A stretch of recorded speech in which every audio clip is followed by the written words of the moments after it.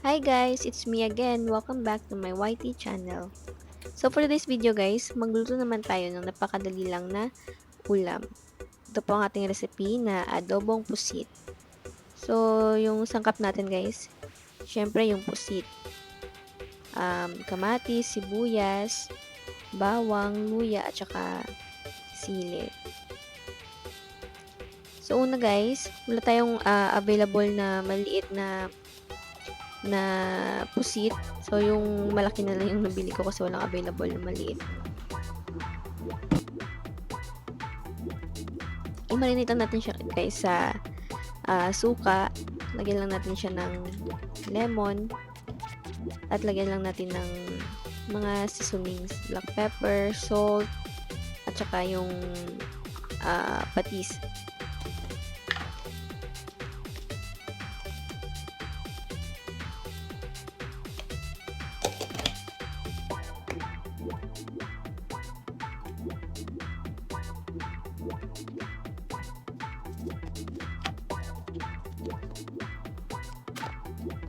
After na natin, ihaluin lang natin. At saka i-separate ko na pala yung kanyang dagta para sa ating sa kanyang sauce. Para mas lalong sumarap ang ating adobong pusit. So yun lang guys, sineparate ko na yung kanyang parang dagta ng pusit. So magigisa lang tayo ng sibuyas, luya, at saka ilagay na rin natin ang ating onions. At kasunod, ilagay na rin natin ang ating kamatis. Paghaluin lang natin yan guys.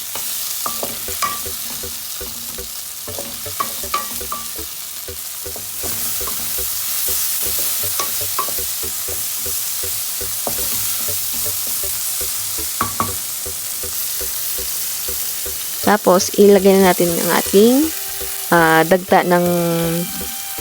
ilagay lang natin ang dagta ng pusit para sa kanyang saucy guys, para hindi siya kasi huli lang natin ilagay yung pusit, i-stir fry lang natin siya saglit.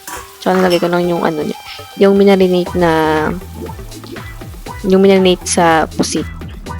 Tsaka natin ilagay yung pusit, i-stir fry lang natin yan guys. Napakadali lang siya, napaka-easy niya lang lutuin. Tapos ilagay lang natin yung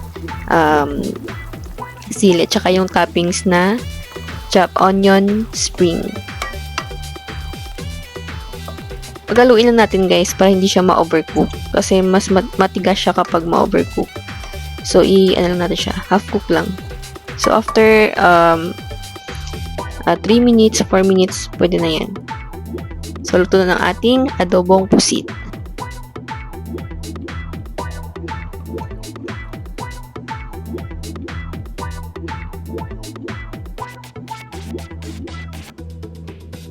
Napaka-easy niya lang gawin guys. So, yan na yung tinatawag natin na easy adobong pusit. It's time to eat! Thank you for watching guys.